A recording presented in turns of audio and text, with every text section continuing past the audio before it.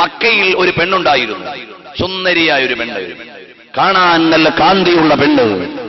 ആ പെണ്ണ് ഒരു ദിവസം കണ്ണാടിയിലൊന്ന് പോയി നോക്കി എങ്ങനെയുണ്ട്.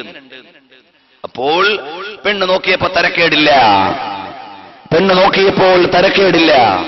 എന്നെ പോലെ സൗന്ദര്യമുള്ള ആരെ എനിക്ക് പരിചയമില്ല. അപ്പൊ ഭർത്താവിനെ അടുത്ത് വിളിച്ചിട്ട് പറഞ്ഞു,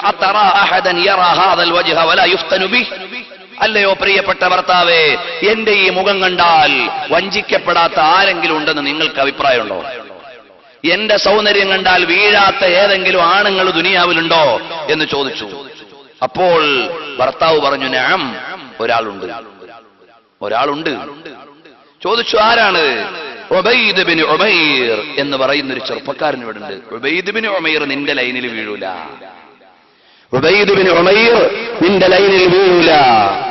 അപ്പൊ ഈ പെണ്ണ് ചോദിച്ചു, അല്ല എനിക്കൊന്ന് പെർമിഷൻ തരുമോ, ഞാൻ ഒന്ന് ട്രൈ ചെയ്ത് നോക്കട്ടെ, അയാളെ ഒന്ന് ലൈൻ അടിക്കാൻ പറ്റുമെന്ന് ഞാനൊന്ന് നോക്കട്ടെ. ഉബൈദ് ബിൻ ഉമൈറിനെ ഒന്ന് വീഴ്ത്താൻ പറ്റുമോ എന്ന് ഞാനൊന്ന് പരീക്ഷിച്ചോട്ടെ. ഭർത്താവ് പറഞ്ഞു, ഓക്കെ, നിനക്ക് പെർമിഷൻ തന്നിരിക്കുന്നു. ഭർത്താവിന് അത്രയും അറിയാം ഉബൈദ് ബിൻ ഉമൈറിനെ. ഉബൈദ് ബിൻ ഉമൈർ എന്ന മഹാനെ അറിയാം. അതുകൊണ്ട് പറഞ്ഞു, ഓക്കെ, കുഴപ്പമില്ല, പൊയ്ക്കോ എന്ന് പറഞ്ഞു. അപ്പൊ ഈ പെണ്ണ് നന്നായി ഉടുത്തൊരുങ്ങി. ഉബൈദ് ബിൻ ഉമൈർ എവിടെയാണുള്ളത്? ഫിൽ മസ്ജിദുൽ ഹറാം. മക്കയിലെ മസ്ജിദുൽ ഹറാമിൽ നിൽക്കുന്ന മഹാനാണ് ഉബൈദ് ബിൻ ഉമൈർ. അപ്പോൾ ഉബൈദ് ബിൻ ഉമൈർ തങ്ങളെ മക്കത്തെ പള്ളിയിൽ നിൽക്കുമ്പോ ഈ പെണ്ണ് ഉടുത്തൊരുങ്ങിയിട്ട് മുഖത്തൊരു മക്കനെയൊക്കെ ഇട്ടിട്ട് ചെല്ലുന്നു. എന്തിനാണ് ചെല്ലുന്നത്? കൽ മുസ്തഫ്തിയത്തി, ഫത്വ തേടുന്ന പെണ്ണിനെ പോലെ ചെന്നു. അപ്പോ ഓരോരുത്തരുടെയും ലാംഗ്വേജ് അനുസരിച്ചാണ് പറ്റിക്കാൻ വരിക. മൊയ്ലിയാരെ പറ്റിക്കാൻ ചിലപ്പോ പർദ്ദ ഇട്ട പെണ്ണെ വരും. കാരണം എന്തേ? സാധാരണ ഒരു അർദ്ധമുക്കാൽ നഗ്നയായ പെണ്ണൊന്നും വന്നാൽ സാധാരണ മൊയ്ലിയാർ നോക്കൂല. അതേസമയത്ത് നല്ല ഹിജാബൊക്കെ ഇട്ടൊരു പെണ്ണ് വന്നാൽ നല്ല ദീനുള്ള പെണ്ണാണല്ലോ എന്ന് വിചാരിച്ച് മൊയ്ലിയാരെ പറ്റിക്കാൻ ചിലപ്പോ ഹിജാബ് ഇട്ട ശൈത്താനേ വരും. അപ്പൊ ഓരോരുത്തരെയും അവരവരുടെ സ്വാധീന വലയത്തിനനുസരിച്ചാണ്. ഗൗസുൽ ആലം മുഹീദ്ദീൻ തങ്ങളെ പറ്റിക്കാൻ വന്നത് ഖുത്ബുൽ അഖ്താബിനെ പോലെയാണ് ഇബ്ലീസ് വന്നത്. മക്കത്ത് നബി സല്ലല്ലാഹു അലൈഹി വസല്ലം തങ്ങളെ കൊല്ലാനുള്ള തീരുമാനം ദാറുൽ അർഖമിൽ എടുക്കാൻ നേരം, ദാറുൻ നദവത്തിൽ എടുക്കാൻ നേരം, ദാറുൻ നദവയിൽ എടുക്കാൻ നേരം അവിടേക്ക് വന്നത് ഇബ്ലീസ് വലിയ നേതാവിനെ പോലെ വന്ന് കയറിയിട്ട് പറഞ്ഞു, എന്താ നിങ്ങളുടെ തീരുമാനം? അത് മുഹമ്മദ് നബി എന്ന് പറഞ്ഞൊരു പ്രവാചകൻ വന്നിട്ടുണ്ട്, നാട് കടത്തണം, അല്ലെങ്കിൽ അദ്ദേഹത്തെ ബഹിഷ്കരിക്കണം, ഊരുവലക്കണം എന്നൊക്കെ തീരുമാനം പറഞ്ഞ് മക്കയിലെ ഖുറൈശികൾ അങ്ങനെയൊക്കെയുള്ള ചില തീരുമാനങ്ങളെ എടുത്തുള്ളൂ. ഇയാൾ വന്ന് പറഞ്ഞു, എന്താണ് ഇവിടെ കുഴപ്പമുണ്ടാക്കിയത്? അത് ഞങ്ങളുടെ ഒരുപാട് ദൈവത്തെ ഒരു ദൈവമാക്കി, ഞങ്ങളെ വാപ്പാമാരെ കുറ്റം പറഞ്ഞു, ഇവിടെയുള്ള ദൈവം ഒന്നും ശരിയല്ല എന്ന് പറഞ്ഞു. അങ്ങനെയൊക്കെ പറഞ്ഞ് ചാർജ് ഷീറ്റ് തയ്യാറാക്കി. അങ്ങനെയൊക്കെ പറഞ്ഞോ? എന്നാൽ അയാളെ നാട് കടത്തിയാ പോരാ, എന്നാൽ അദ്ദേഹത്തെ ഊരുവലക്കിയാ പോരാ, കൊന്നുകളയുമ്പോ നിങ്ങൾക്ക് ചിലപ്പോൾ ഗോത്രപരമായ ചില വിഷയങ്ങൾ ഉണ്ടാവും. അതിന് ഞാൻ ഉപാധി പറഞ്ഞുതരാം. ഇബ്ലീസ് വലിയ നേതാവിനെ പോലെ വന്നിട്ടാണ് നബി സല്ലല്ലാഹു അലൈഹി വസല്ലം തങ്ങളെ കൊല്ലാൻ തീരുമാനമെടുക്കുന്നു. അപ്പൊ ഇബ്ലീസ് ഓരോ തലത്തും പ്ലേ ചെയ്യുന്നത് അവിടെ സ്വാധീനിക്കാൻ പറ്റുന്ന രീതിയിലാണ്. അതുകൊണ്ട് പ്രിയപ്പെട്ട രക്ഷിതാക്കളെ, സഹോദരിമാരെ, നമ്മുടെ അവസരങ്ങളിൽ ഹറാമുകൾ വരാതെ സൂക്ഷിക്കണം. നമ്മുടെ ജീവിതം ചിട്ടയുള്ള ജീവിതമാകണം. അതാ വരട്ടെ, ഉബൈദ് ബിൻ ഉമൈർ തങ്ങളുടെ അടുക്കൽ ഫത്വ ചോദിക്കുകയാണ്. ഫത്വ ചോദിക്കാൻ ചെന്നപ്പോ മസ്ജിദുൽ ഹറാം, മക്കത്തെ പള്ളിയുടെ മൂലക്ക് ഇങ്ങനെ സംസാരിച്ച് ഉബൈദ് ബിൻ ഉമൈർ തങ്ങൾ ഇങ്ങനെ നടന്നു പോകുമ്പോ, അല്ല ഉസ്താദെ, ഇങ്ങനെ ഫത്വയൊക്കെ ചോദിച്ച് ഈ പെണ്ണും മുന്നോട്ട് പോയി. ഒരു മൂലയിലെത്തിയപ്പോൾ വേറെ ആരും കാണാനില്ല. അപ്പൊ ഈ പെണ്ണ് മുഖത്തെ മക്കനെ അങ്ങ് പൊക്കി. സുന്ദരമായ മുഖം, സുന്ദരിയുടെ മുഖമാണ്. ഉബൈദ് ബിൻ ഉമൈർ തങ്ങൾ പറഞ്ഞു, തട്ടം താഴ്ത്തിയിടൂ മോളെ, തട്ടം താഴ്ത്തിയിടൂ മോളെ. അപ്പോൾ മഹാനായ ഉബൈദ് ബിൻ ഉമൈർ തങ്ങൾ പറഞ്ഞു, നിന്റെ മുഖത്തെ മക്കനെ താഴ്ത്തിയിടൂ.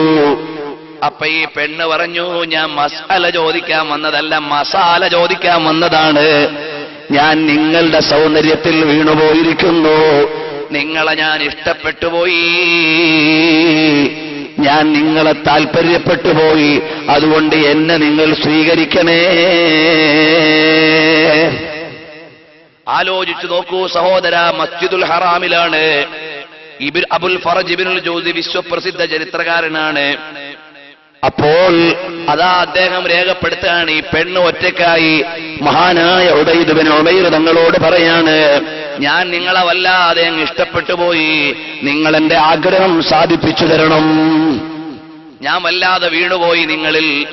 അപ്പോൾ ബുദ്ധിമാനായ ഉബൈദ് ബിൻ ഉമൈർ തങ്ങൾ സാധാരണഗതിയിലുള്ളൊരു മനുഷ്യനാണെങ്കിൽ നല്ല സുന്ദരിയായ പെണ്ണാണ്, വേറെ ആരും കാണാനില്ല, വാ മോളെ എന്റെ അക്കോമഡേഷൻ അവിടെയാണ്, എന്റെ റൂം അവിടെയാണ്, എന്റെ ഹോട്ടൽ എവിടെയാണ്, എന്റെ ഹോസ്റ്റൽ ഇവിടെയാണ്, അങ്ങോട്ടൊന്നും വിളിച്ചില്ല. ഉബൈദ് ബിൻ ഉമൈർ തങ്ങൾ ഇവിടെ സ്വർഗം പണിയാൻ വന്നതല്ല, അവിടുത്തെ സ്വർഗം വാങ്ങാനുള്ള ആളാണ്.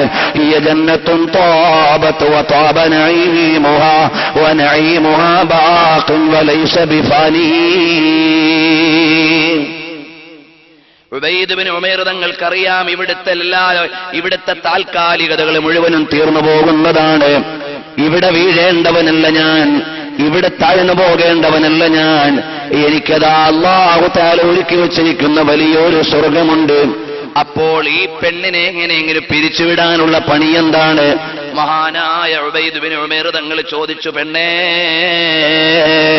നിന്റെ ആവശ്യം ഞാൻ നിറവേറ്റിത്തരാം, പക്ഷേ ചില ചോദ്യങ്ങൾക്ക് നീ ഉത്തരം തരണം, സത്യസന്ധമായി മറുപടി പറയുമോ?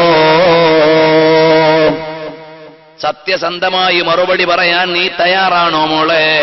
എന്നാൽ നിന്റെ ആവശ്യം ഞാൻ പരിഗണിക്കാം.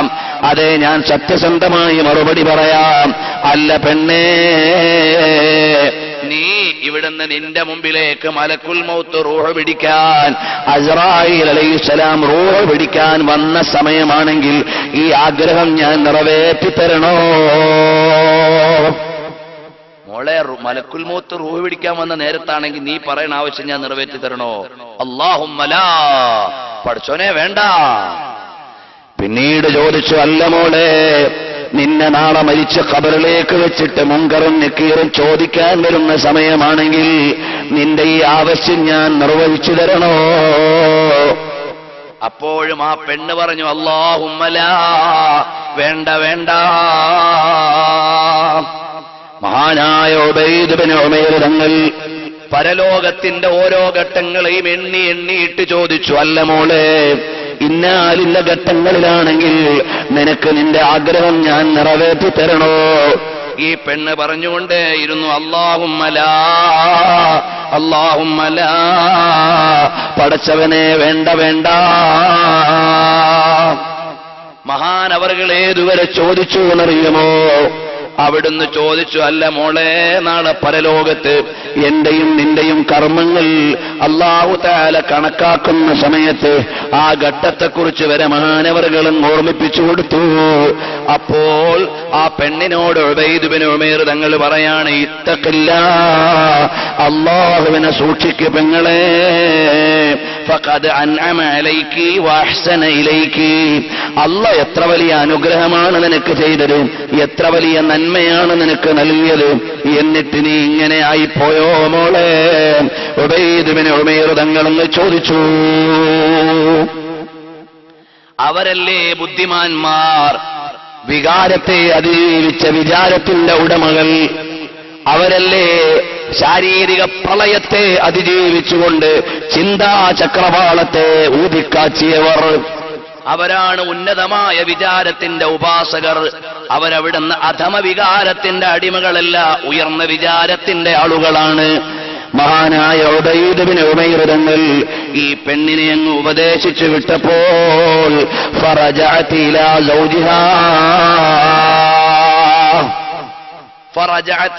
സൗജിഹാ, ഈ പെണ്ണ് തിരിച്ച് ഭർത്താവിന്റെ അടുക്കലേക്ക് ചെന്നു. ഫഖാല, ഭർത്താവ് ചോദിക്കുകയാണ്, മാ സനഅതി, മോളെ വഴിക്ക് വന്നോ ഉബൈദ്? അല്ല, നിന്റെ ലൈൻ എവിടെ ഫലിച്ചോ മോളെ? അപ്പൊ ആ പെണ്ണ് പറയുകയാണ്, അന്ത ബത്താലുൻ വനഹ്നു ബത്താലൂൻ, നമ്മ നമ്മളൊക്കെ അശ്രദ്ധന്മാരായ ബടുകന്മാരാണ്, ഞാനും നിങ്ങളുമൊക്കെ ഗഫലാന്മാരാണ്, ഈ ലോകത്തെ ഭാരങ്ങൾ ചുമന്ന് നടക്കുന്ന ആളുകളാണ്. ഫഅഖബലത അല സ്വലാത്തി വസ്സൗമി വൽ ഇബാദ, ഈ പെണ്ണ് നിസ്കാരത്തിലേക്ക്, നോമ്പിലേക്ക്, സൽക്കർമ്മങ്ങളിലേക്ക് മുഴുവനും അങ്ങ് മാറുകയാണ്. കുറെ കഴിഞ്ഞപ്പോ പെണ്ണിനെ ഭർത്താവിന് തന്നെ കിട്ടാനില്ല. അപ്പൊ ആ ഭർത്താവ് പറയുന്നതായി അബുൽ ഫറജ് ഇബ്നുൽ ജൗസി എഴുതുകയാണ്, മലീ വലി ഉബൈദ് ബിൻ ഉമൈർ, മലീ വലി ഉബൈദ് ബിൻ ഉമൈർ അഫ്സദ അല ഇംറഅതി. എന്താ ഈ ഉബൈദ് ബിൻ ഉമൈർ കാണിച്ചത്? എന്റെ പെണ്ണിനെ നശിപ്പിച്ചു കളഞ്ഞല്ലോ, എന്റെ പെണ്ണിനെ നശിപ്പിച്ചു കളഞ്ഞല്ലോ. എങ്ങനെ നശിപ്പിച്ചു കളഞ്ഞു? കാനത്ത് ഫീ കുല്ലി ലൈലത്തിൻ അറൂസാ ഫസയ്യറഹാ റാഹിബാ, എല്ലാ രാത്രിയിലും അവൾ ഉടുത്തൊരുങ്ങിയ പുതിയ പെണ്ണായിരുന്നു. ഞാൻ ആ ഉബൈദ് ബിൻ ഉമൈറിന്റെ അടുക്ക പറഞ്ഞു വിട്ടതിന് ശേഷം അവളെ സന്യാസിനിയായി പോയി. എപ്പോഴും നിസ്കാര മുസല്ലയിൽ തന്നെ,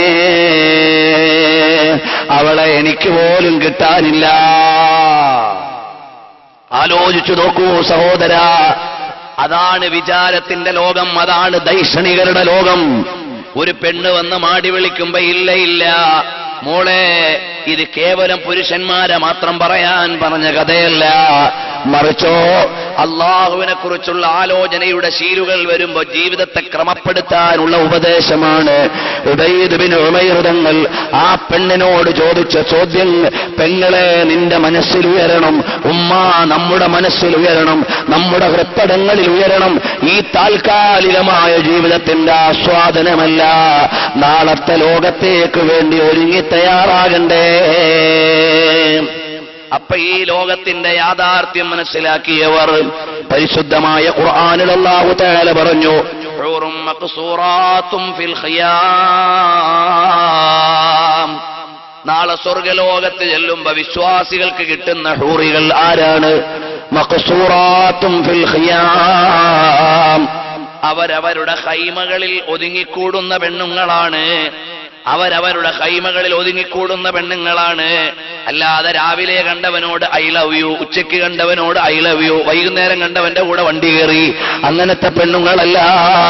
അല്ലാഹുവിന്റെ സ്വർഗത്തിലുള്ള ഹൂറികൾ, ഹൂറും മഖ്സൂറാത്തും ഫിൽ ഖിയാം ലം യത്മിസുഹുന്ന ഐ ലം യതഉഹുന്ന, അവരെ സ്പർശിച്ചിട്ടില്ല ഇൻസുൻ ഖബലഹും വലാ ജാൻ, ഒരു മനുഷ്യനും ഒരു ഭൂതവും സ്പർശിച്ചിട്ടില്ലാത്ത സജ്ജനങ്ങളാണ്. അവിടുന്ന് സൽക്കർമ്മികളായ അല്ലെങ്കിൽ സുന്ദരികളായ, അവിടുന്ന് കാപഢ്യങ്ങളില്ലാത്ത സ്ത്രീകളാണ്, ഹൂറികളാണ് സ്വർഗലോകത്തുള്ളത്. പുരുഷന്മാർക്ക് അവരുടെ അനുഗ്രഹങ്ങൾ, സ്ത്രീകൾക്ക് ആവശ്യമായ അനുഗ്രഹങ്ങൾ എല്ലാം ഒരുക്കിയ വീടാണ് ദാറുസ്സലാം വദാറുൽ അമാൻ, സ്വർഗം അങ്ങനെയാണ്. അതുകൊണ്ട് എന്റെ പ്രിയപ്പെട്ട കൂട്ടുകാരാ, ഞാനും നീയും വിവേകമുള്ളവനാകണം, വിചാരമുള്ളവനാകണം. ഇവിടെയുള്ള ആസ്വാദനം